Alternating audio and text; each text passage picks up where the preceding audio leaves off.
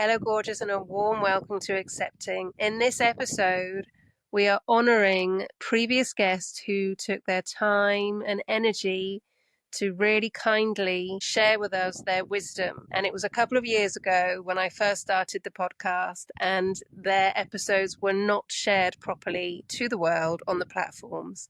So I've been really feeling it's time to share them properly.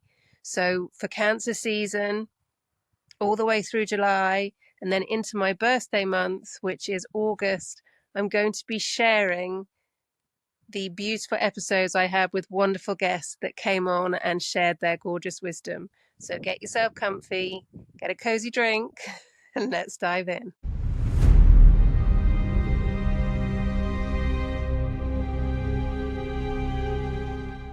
Hello, and a warm welcome to the Align with Aline podcast.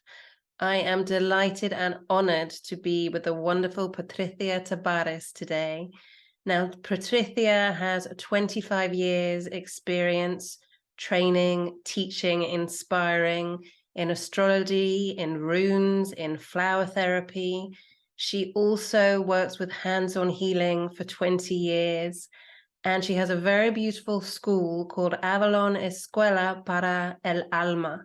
And that in English means the Avalon School for the Soul. Thank you so much for being here with me today, Patricia. A warm welcome. Thank you, Aline. I'm so delighted to have a chance to be part of your podcasts that we were all looking forward to. So I'm really very grateful that you thought of me for these first. I'm really, you made me cry. I'm really grateful that you're here. Well, so, that's part of your charm, your sensitivity. So for those of you who are those of the listeners who don't know you, would you tell us a little bit about how you found your passion, 25 years ago now, for astrology and the healing arts and divination, and how you found out your beautiful gifts? Okay, let's start from the very beginning then. Yeah. Well, first of all, just let me let people know that I am in Argentina, that I was born in Argentina. So if there's anything with my English that doesn't sound too clear, it's because it's not my mother tongue, but I'll do my best. Your English is perfect. Thank you. Well, I always say the same thing when I'm asked about my beginnings, and I have to thank my children for being my masters, my teachers, because it was thanks to my son, Tomás, and my daughter, Rocio, now over 30-something, who were actually interested in all these languages, astrology and runes. Actually, they were the ones that started off this path by being kind of intrigued. Yeah.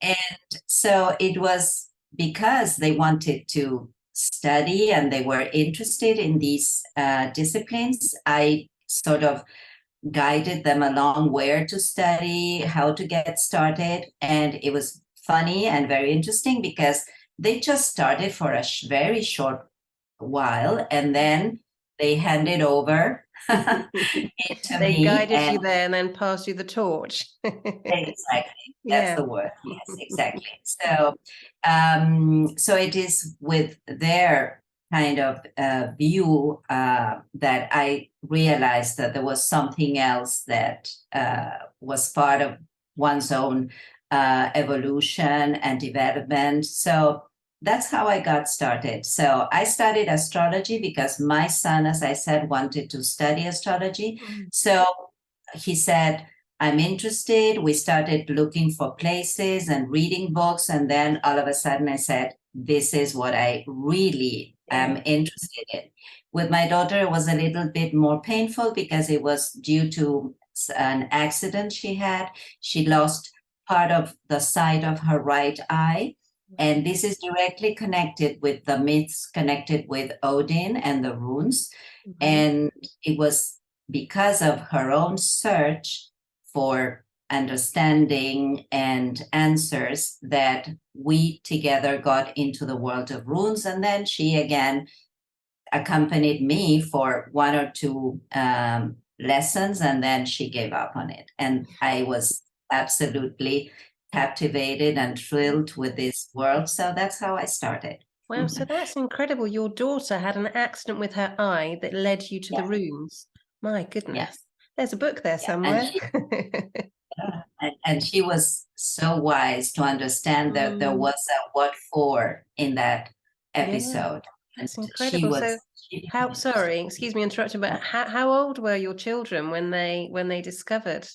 So young. I mean, my son was only 17 and my daughter was 15. Wow. And that is when I became Yeah, really interested, because amazing. and I always say they still are my teachers, my masters. It is through them that I start looking for more and more answers. So Mm. that's how I got started with all this. That's gorgeous. And now you've got a beautiful online school as well as in person. So Mhm. you teach astrology and you teach runes and you teach flower therapy. Can that all be taught remotely, or does that have to be in person, or how does that work? Well, actually, that's also part of my beginnings, because I am a teacher, actually. Mm. So teaching has always been in my life. I started off as a teacher of English, and that's why I Oh, your learned English English. is perfect. Yeah. And so teaching is my passion to begin with, and communicating my knowledge to others is a mission. Mm. And so it's whatever I learn, whatever I get in touch with that helps me understand better and more my own processes, I then need to pass it on. Mm. So school started as some sort of natural urge to share with others what I was kind of enlightened by. So my school started as a building, and it was all in person in the beginning. But then the pandemic came, and we all started with this possibility of studying online. Mm. And to be honest, I must say that most of the courses and workshops, they are online now. There are some activities I do in person, Mhm. but most of the lessons and sessions in general, they are online, with the Mhm. possibility of being in person, I mean, Mm. in during the class, or getting the videos, the recordings to continue Sure. revising and reviewing. Yeah. Excellent. So anybody globally can study with you. Absolutely. And it Fantastic. does happen. It's so interesting, because it's funny in a way, because here, for example, there's a couple of groups I have at 6 p.m. in Argentina. So while we are in the middle of, late evening, there are students in Australia having breakfast and Yeah. taking the lesson at the same time. Fantastic. So that is what, Yeah, I love that. online activities help us do. And the world has become globalized. Yeah, absolutely. And Well, this is, thank you to the pandemic and thank you to Zoom. yeah, exactly. Not that I'm on commission for Zoom, by the way. I know. Same Yeah, with me. yeah, And this possibility of being with you now and having exactly. these Because my conversations. next point is as well is that you also give one-on-one personal readings as well. So for anybody around the world who needs any guidance, they can get in touch with you and you will read their personal chart. Can you tell us a little bit more about how you've helped so many? Okay, sure. Well, actually, I do astrological readings, as you said. That is the basis of my work, because Mm. even for other disciplines like floral therapy, as you said, rune reading, biodecoding, and healing, I Mm. start off with a chart, because the natal chart is a perfect X-ray of the person's personality, health, and mind and emotions. So by starting with a chart, I get a very clear and comprehensive view of the person. So, and as regards astrological readings, there's the possibility of having this first very thorough reading of your map, your personal map, but then there's the chance of continuing the work, the therapeutical approach, which is what I'm interested in when I do the reading. It's not so much about predictions and kind of thinking of what will happen to you and thinking that fate cannot be changed. It's on the contrary, it's understanding the messages of the sky, of the gods in the sky, and understanding that they are guiding us to try and get the best results for our own lives, right? So what I do is, with this first reading, understand who you are, see your shadows, which are part of your repeated destiny, right? When we do not see clearly or we do not cast light into our unconscious, then things start happening. So it's important to understand, why does this repeatedly happen to me? And that's because there's something in the energy field of my map that I'm not being conscious of, or I'm not really kind of understanding. So the more clear you are about these energetic components of your chart, the best you can decide what to do and what to really understand about yourself. So the first reading is fundamental. And from that reading, I can also help the client become conscious about health issues. So there's also an approach that I'm very interested in around health issues. And I combine this first reading with other therapeutical tools, right? Like floral therapy, healing, biodecoding. But the beginning, the starting point is all in the stars. Yeah, exactly. And then there's the chance of accompanying the client, as I suggested before, with kind of regular sessions or the yearly session for either your solar return, or there are many people who now choose to have these kind of astrological coaching sessions, so that you can guide the person, make decisions at the right time, the right place, because, as I said, the sky is always giving us directions, right? And it's important to tune into that so that you can make the best decisions, Aline. Yeah, absolutely. I was just going to say, so for example, if somebody's going to be launching something, or there's something very new happening as a chapter in their life, then a wonderful way is to speak to you, and you can give guidance and help them prepare for what's going to be that best time. And as you said already, with health issues as well. Yeah, wonderful. Absolutely. That there are days, for example, you have to go through surgery. There are certain days you have to avoid, and certain days which are ideal for these procedures.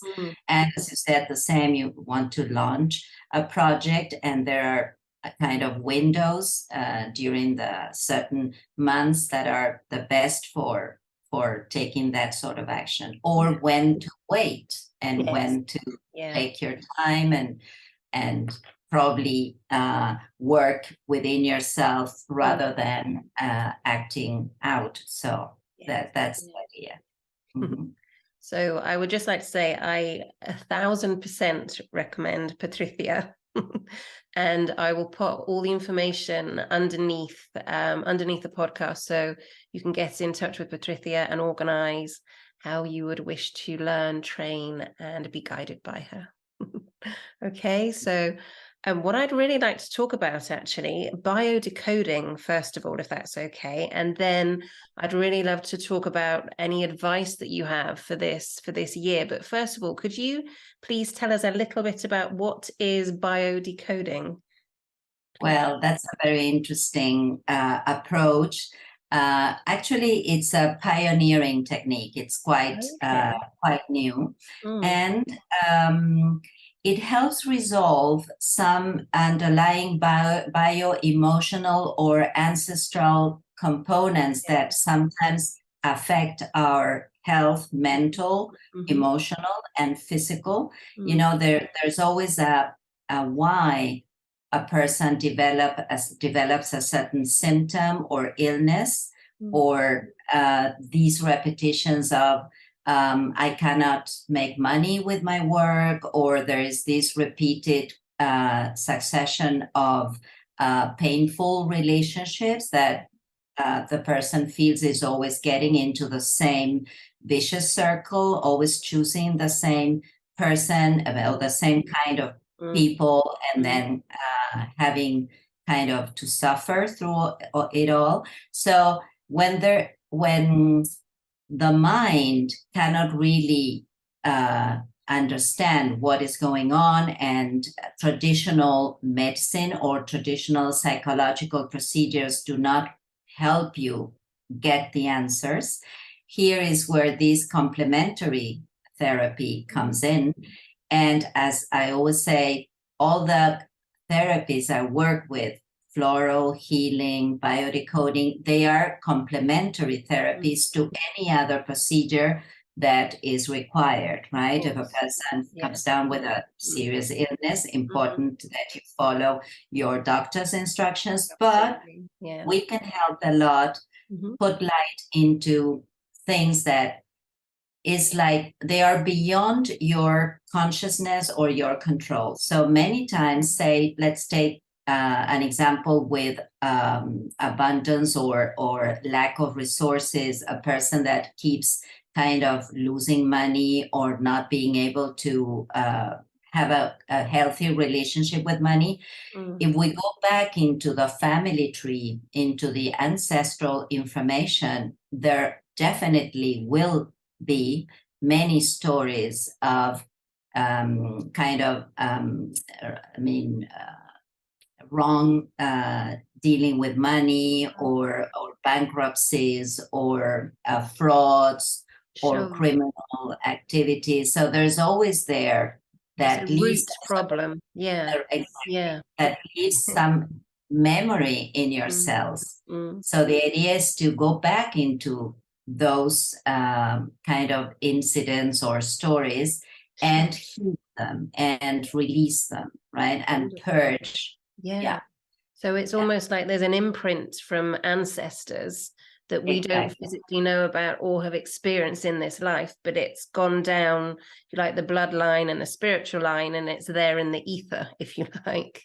Wow, that's incredible. That's amazing. Amazing.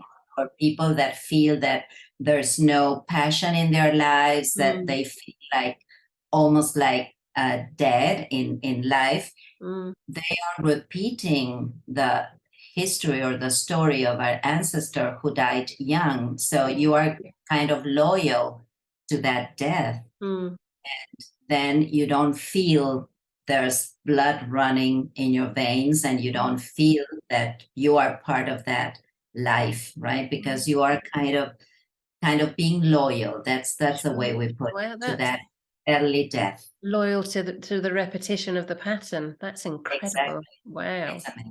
Thank you for sharing that. So it's really interesting. I'd love to talk more about that, but we can talk about that another time. On another podcast. But what I'd really love to speak to you about and help our listeners with is your wisdom of how do we navigate this year. I mean, we're currently in a space where the planets are, there's no planets are in retrograde, which is wonderful. Until I believe the 21st of April. And then we have different things happening. So could you give us obviously this isn't going to be a personal reading, but it's going to be a general collective reading of what to look out for, if you wouldn't mind. Okay, to begin with, I would like to shed some light into this question of retrograde planets, because to understand that even though we try to avoid this influence, there's also a positive side to it. So let me start with, first of all, I will answer your question. Yes, we were under the influence of 6 or 7 planets. There was a moment 2022 that there were like 8 planets retrograde. And so it was hard to be able to act.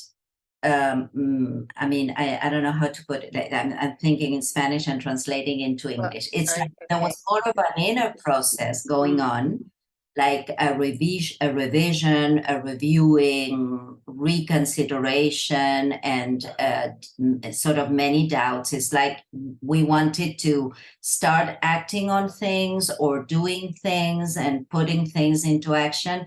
And we were driven into the mind and, this kind of inner voice, blah, blah, blah. That was because when planets are retrograde, whatever planet it is, they ask of us that we kind of take our time to go back on our steps.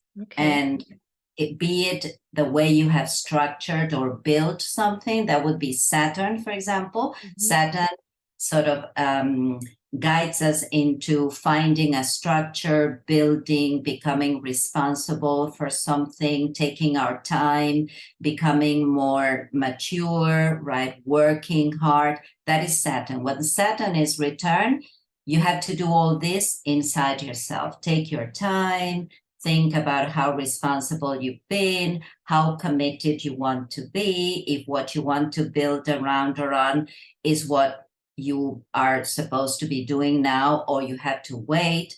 So it's not that there's anything wrong with it. The thing is that we feel that we are like behind bars, waiting for the right time to open the gates and start doing things. So cutting Saturn, Mercury, Venus, Mars, all planets go retrograde during the year, except for the sun and the moon. They never go retrograde. The luminaries, they don't. We're not going to go too deeply into that because it would be more confusing than anything else. But while planets were retrograde, there were so many, we probably felt, especially from mid-2022 up until around November, December, when planets started indirect, probably we felt that we were kind of stuck or kind of stopped and not allowed to start really doing things, right? Exactly. Yeah, that's it. So now, as you very well said, that planets, all of them are in direct motion. Well, this is the time to start doing things and kind of showing what you've been, because actually the previous period was not supposed to be a passive period. It was supposed to be a period of introspection, revision, reviewing, and making a strategy, a plan.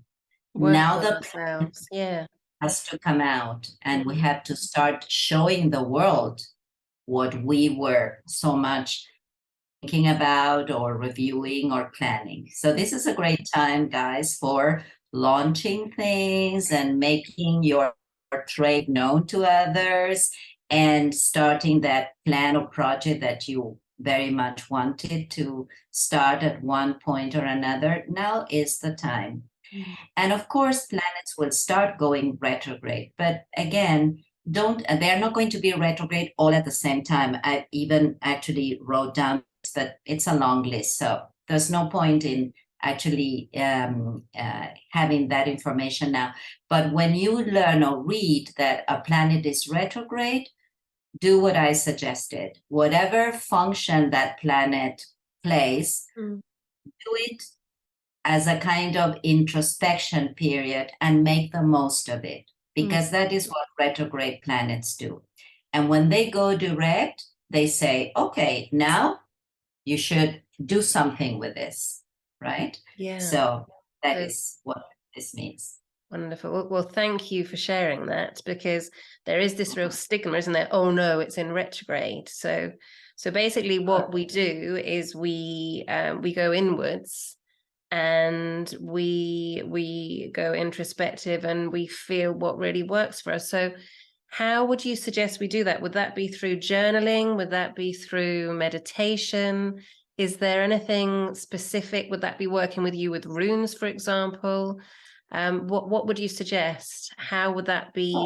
So, for example, you mentioned Saturn. How would we go inside and work with the energy of Saturn? How would we work with the energy of Mercury? How would we work? Is there with the other planets as well? If you could please. Sure. Sure. Well, all the tools you mentioned, or the means, are perfect ways of working with these retrograde periods.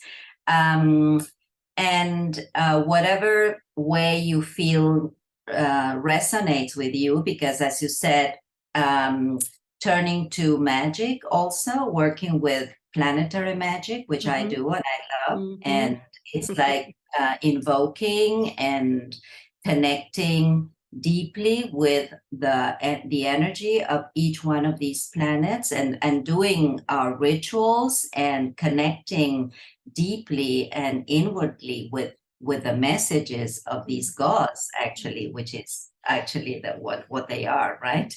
Yes. And so yes, through meditation, visualizations, I've listened to you many times connect with the energy of the moon, or other planets, and listening to your inner voice, which is actually the messages that come through to us. But when we connect, and when we actually have this intention of connecting with these messages, Yes, definitely. yeah. Yes. And there's also there's the planetary hours, aren't there, as well? So could you speak to us a little bit about the planetary hours, please? Sure. Actually, planets, they are, again, energy. They are vibration, right? So I always think of, when I read a natal chart, I always say what I'm looking at is the sky of the day you were born, and there's a melody in that sky. We could even play the music of that day when you were born. Because actually, as I was saying, planets have their own vibrations, so they are related to musical notes, to colors, to hours, days of the week. So there's a whole kind of bibliography around this, and it would be, again, too kind of too much to talk about precisely each one of these things. But in answer to your question, yes, one way of connecting with the energy of the planet is to work on a certain day of the week. For example, Monday, moon, Saturday, Saturn, right? So there's a direct connection, and colors corresponding to these. And again, yes, each planet will have its own hours of the peak moment of the connection with the energy of the planet, and also the timing when these planets go into a different vibration, so that you can relate to it in a different way. So times to meditate, and times to really act on the energy of the planets. Wonderful. So yes. And there's also, yeah, sure. No, sorry, I'm just asking, is that something you teach about the planetary rituals? Yeah, I do. Wonderful. Every now and again, I have these sessions, what I call alchemy, alquimia mágica in Spanish. So, alquimia mágica, sí, claro. Yeah. So that's alchemical magic.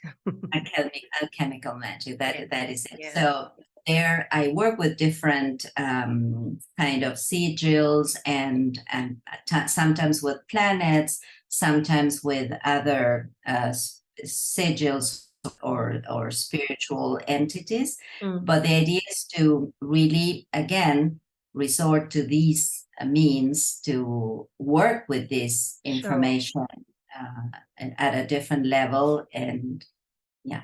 Because I've heard as well, so for those of us who aren't in alchemical magic, one of the one of the ways, and perhaps just beginning, and obviously people can train with you, but if they're just beginning to work with the planets, and oftentimes we think, oh, it has to be on a Monday or it has to be on a Tuesday to work with Mars, then actually we can look at the planetary hours, can't we? And if it's a Wednesday, but we really like to do a ritual, a Mars ritual, we can work within the hour for Mars that day as well.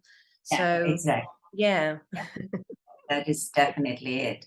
And choosing the right color, the right timing. Yeah. Yeah, Wonderful. absolutely. Yeah. So we're getting quite deep. So I just like to take it back a notch and just talk about I mean, I would love to talk for hours and hours about this. But what I'd really like to talk about is, so we've spoken about, the time is, it's a great time now until the 21st of April, to really get our voices out there, get our passions heard, get our gifts heard. And we've been talking about how this is a spiritual year. It's the 7 year, so it's lots of unraveling. It's the water rabbit year. So is there anywhere specific in this year where you would advise for people, in general, to have to keep an eye out for that, for times that are obvious to go inside and listen, and times that are obvious to really be out there? Is there any advice you have there, please? Okay, sure. Well, first I would like, because you asked me and then we started off talking about other things. I know, and that's me all over. no, but I love that. I actually love That's that my way. Mercury. Yeah, and my Pisces ascending as well. So. But I would like to give you people an overview of the year, especially considering what we have been going through for the last 3 years or so. Times of great changes, just to use a nicer word. Yes. I mean, before and after.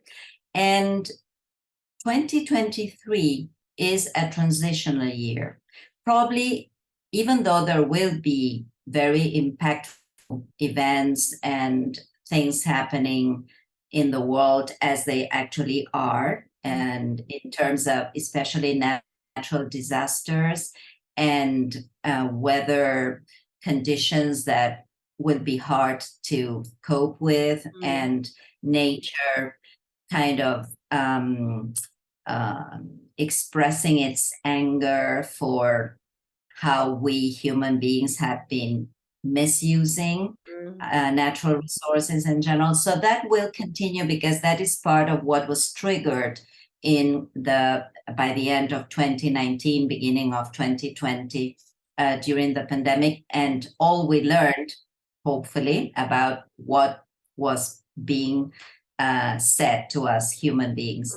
But this 2023, even though there will be some kind of very kind of unexpected and difficult times with, as I said, especially natural events, it's a transitional years for human beings, because there are many planets that are changing cycle, and they are kind of changing their vibrational force. And especially with Saturn ingressing Pisces, this is starting now in March, beginning of March. Pluto in March also, which will change from Capricorn to Aquarius.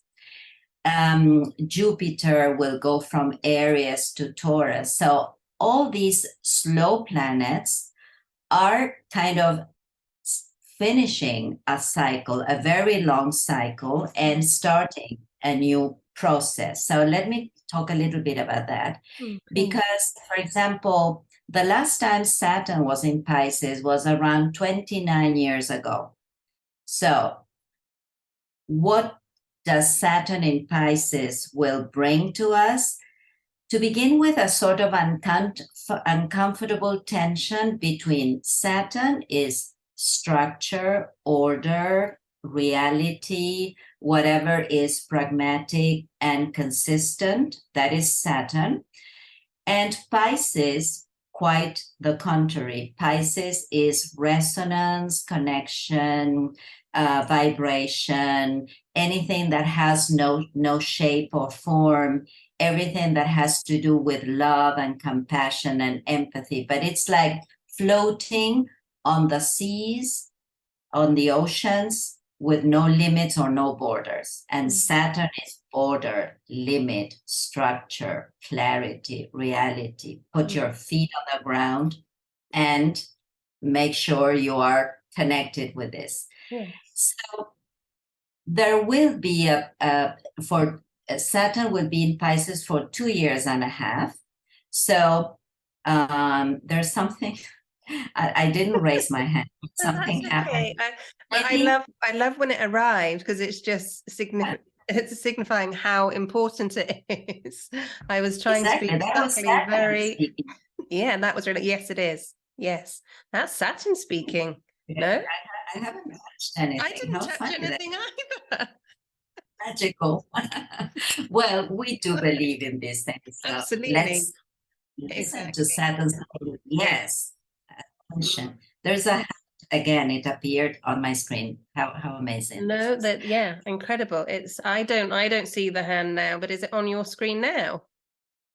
It started like showing up and then it disappeared. So I have understood clearly this Lord of the Time, Saturn, the big master, saying, stop and think. I'm going to take this hand and use it as part of this narrative, and think that there's now a new structure that is being kind of that is being invited to, so that we recognize, which is how to structure the world of spirituality, of intuition, of resonance, that is everything connected with our world, magic, spirituality, resonance, energy, alchemical work, will become, magic, will become more serious. And it'll be part of a frame that we as human beings will need in order to turn to something that will help us kind of navigate these new waters of changes that started a while ago. But this year, as I said, is a transitional year, but a year of very, very big changes, With Saturn in Pisces, in part, the deconstruction of the ego, the deconstruction of everything that had to do with very rigid and solid frames that made us think of reality in a certain way, and I mean, imposing especially hierarchical figures, dominating over minorities. This is losing its force, its strength. And what will start becoming stronger is the collective unconscious and everything that is related to these languages, these tools that have to do with precisely what we are talking about.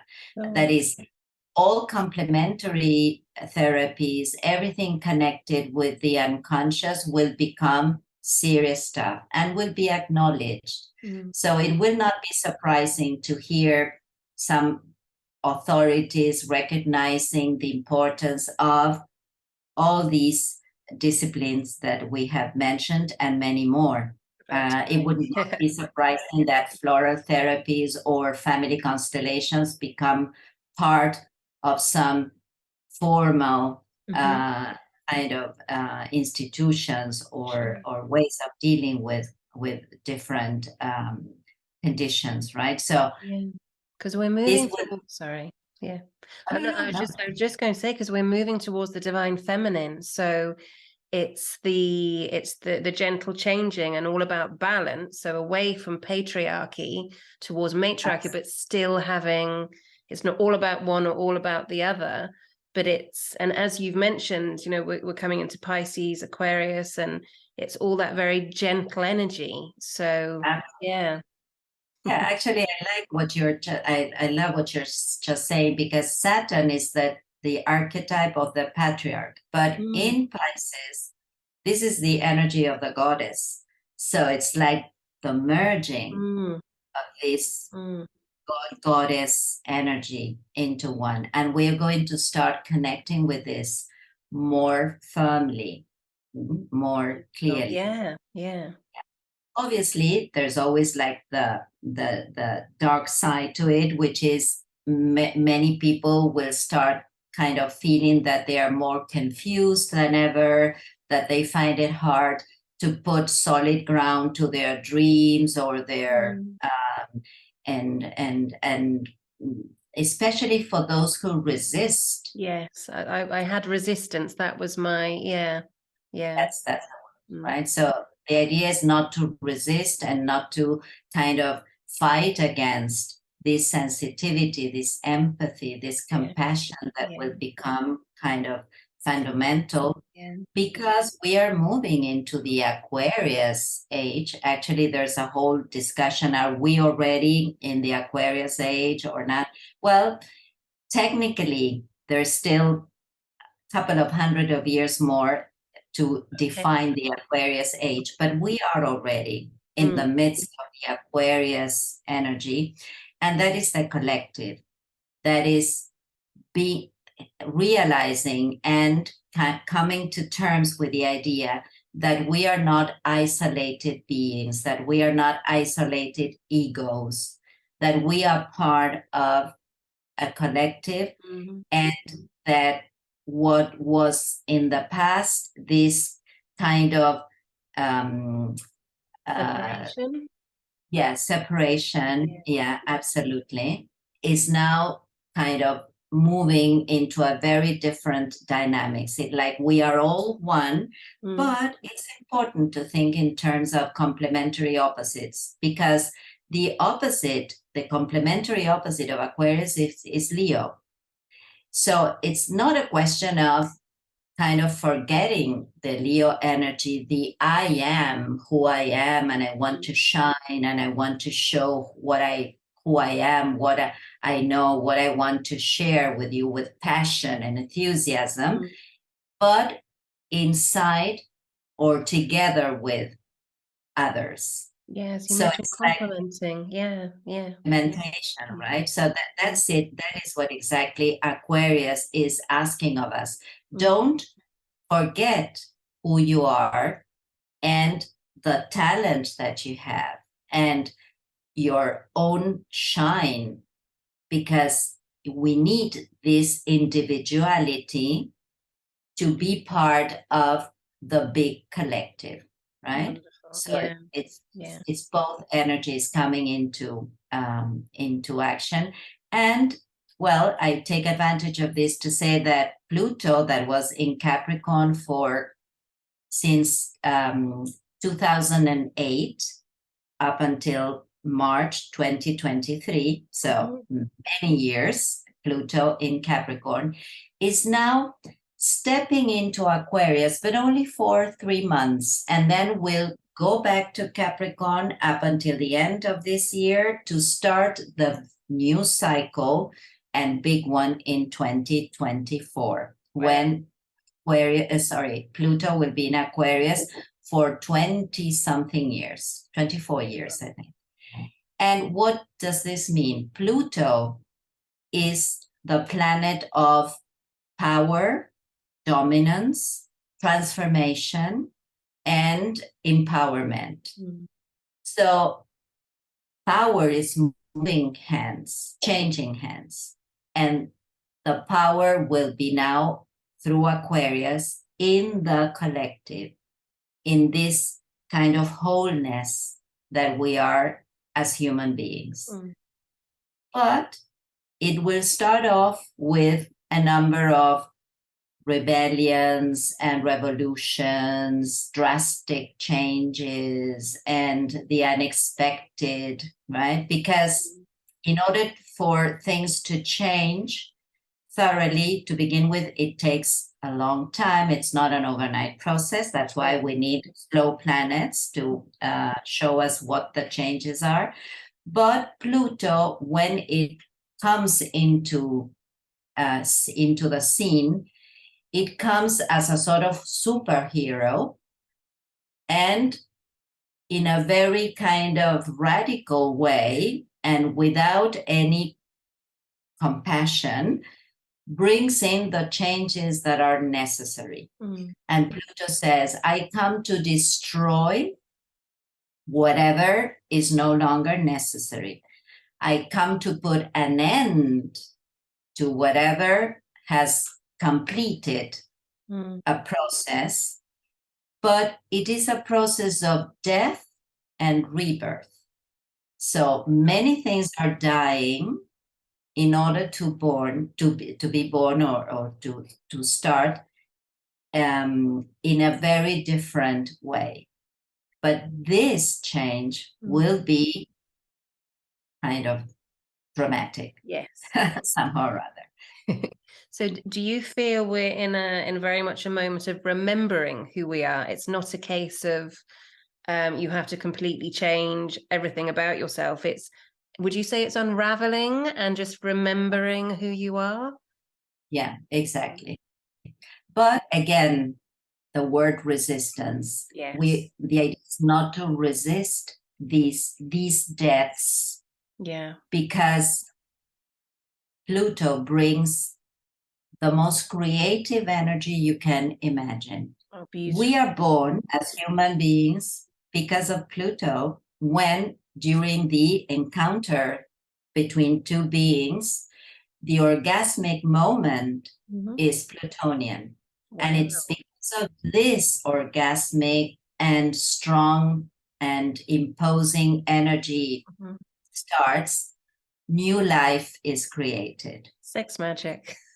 Absolutely. I was listening to Foster and Krista's podcast, and that's exactly it. Yeah. Yes. Right.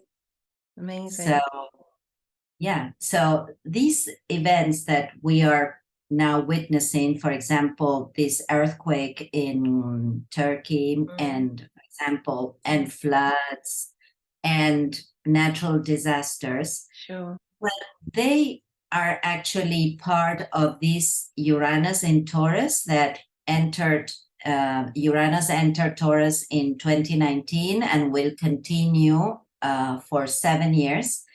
As I said, the planet Earth is also rebelling against or starting a revolution so that we become more conscious of we as inhabitants of this planet. We have to reinvent ourselves and recreate ourselves, but respecting and honoring Mother Earth, right?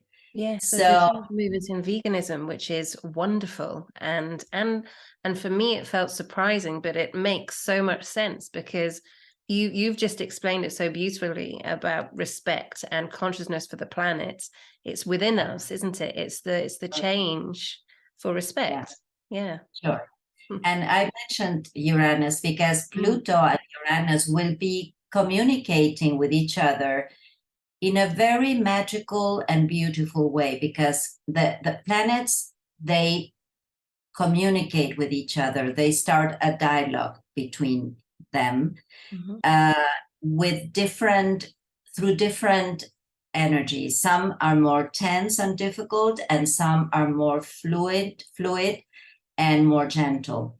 And Uranus and Pluto will form a beautiful trine, and a trine is always an energy of creativity, passion. It's like things become kind of easier and they have a purpose. So all that Uranus is asking of us to change and liberate and free and reinvent, Pluto, with its dominant transformative energy, will make true, will sort of allow Uranus to really be able to transform. But as I said, Pluto, an earthquake is Pluto. So we have to allow the clearing of the space to welcome in the beautiful new gifts. Exactly. Yeah, because Pluto purges, cleanses, but doesn't ask for permission. No. If you resist letting go of something, a relationship, a job, a place, whatever, when Pluto says, I think it's been enough, it will not knock on your door and ask permission to remove it. It will come and remove it and take it away. With time, we look back and say, aha, thank you. Yes. As you know, well, I have experienced that. I know. So and we all have. Yes, exactly. So that's what I was going to ask you about as well, because we can get into almost like I'm not saying PTSD, but it can get a little bit fear-based, because if we've got these huge dramatic changes, and as you've so beautifully explained that Pluto is gently getting us there, but is getting us there. For people who may be slightly concerned about this, because there is a lot going on in the world, with the earthquakes and the changes, global warming, and you've mentioned all the weather elements. There's going to be more this year. So how would you recommend for, and of course, personal changes, because as you've so beautifully explained as well, if people are resisting, then Pluto's going to come along and wipe away what doesn't work in our lives anymore. So how would you suggest for people to, I mean, obviously they can listen to you and your beautiful podcast really on Instagram and on Facebook. When you come on and give advice, they can also train and work with you and have personal development. But just in general, what would you suggest that we do to feel calm in these tumultuous times, if you like? Okay, that's a nice question. And of course, always, I think you also suggested this, to give clearer guidance, we need to look at the personal map, right? Each one of us, our natal chart is what will give us the clearest idea of what is going on with me, because that natal chart, which is your personal energetic field, will not change, but will be affected all the time by the influence of the sky over your chart. And those are the messages I keep talking about, like what is Pluto asking of me? Because even though this is a very general description, there are certain signs that will feel it more directly, right? Especially fixed signs. And I don't want to scare anyone, but just like know that certain signs are more pushed into making changes, and fixed signs are Taurus. I'm a Taurus. Leo, you're a Leo. Yes. So praise ourselves. Scorpio and Aquarius.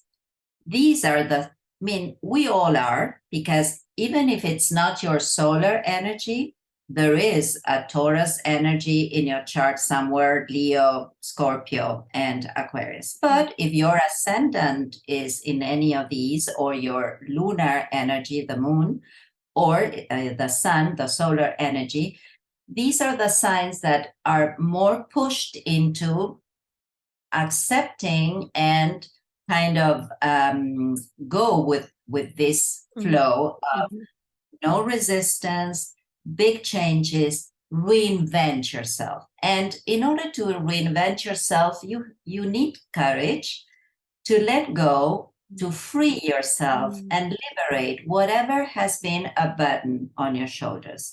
So many times we don't realize that we've been carrying or shouldering something, and you realize how heavy it was when it disappears.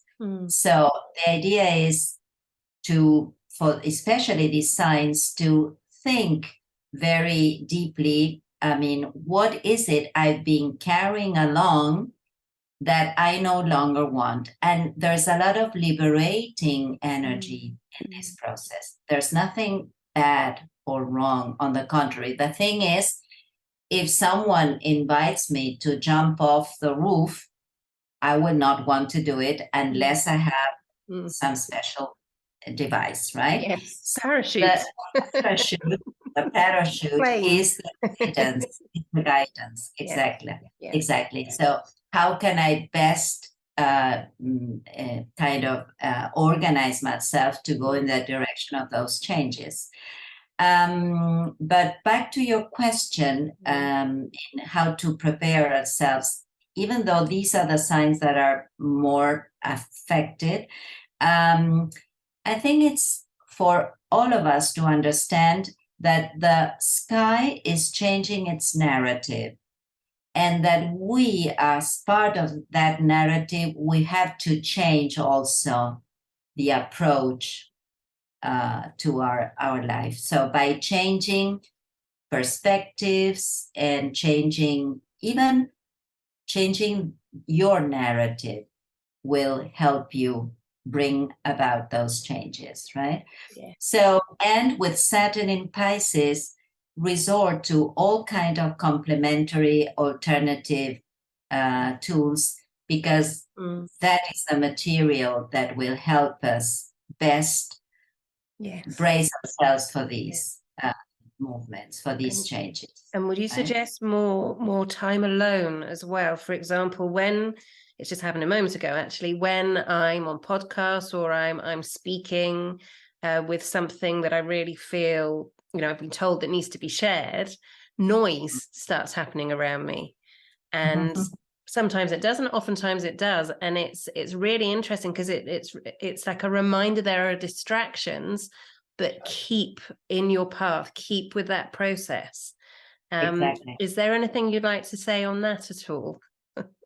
Well, you hit the nail on the head. Like this kind of balance between this moving into our inner selves, this retreat.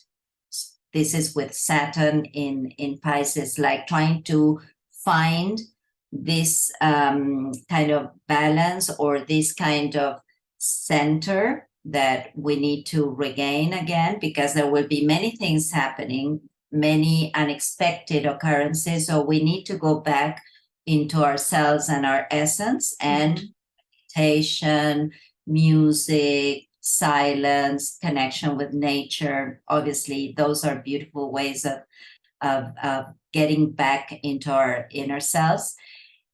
But also, there's this push into interacting also with our communities, with our tribes. Yes. I mean, the great challenge is finding our tribes where we belong, right? Where we speak the same language, where we share the same interests. And that is Pluto in Aquarius too.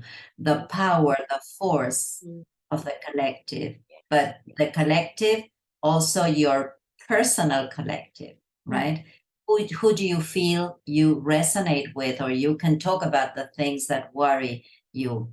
So we are going to become a little more selective with the people we interact with, right? But it's part of the process. And there's something I would like to add, even though you didn't ask me, but which is very important. This started last year, but this year, very important, the way we take care of our bodies. Yes, this was my next question. Well, without speaking, we know what's going on. And I will say it in Spanish, and you will help me find the word. El reseteo intestinal. The digestive intestinal system, the digestive system. Yeah. Resetear, to reset, you say in English? Yeah, to reset, yeah. So, Perdón, ¿puedes repetir, por favor? Porque había un poco de ruido. okay. What is very important that we all understand that this is the time to become more conscious of our own health through, in Spanish we say, reseteo intestinal. Yes, that's right. Resetting the digestive system. Yeah. The digestive system. Absolutely. So because that's the choosing solar plexus, isn't it? Strength and power and our own power. Excuse me. Yeah. No, that is beautifully explained. So I mentioned the force that Pluto has to purge, to remove. This is very important in also our body. So changing our diet and thinking more wisely what is really healthy for our system, because as you said, this is our fuel, this is our vital energy. And this started last year and it will continue this year, the importance of a more natural diet, vegetables, fruit, less flour, less dairy products. I mean, yeah.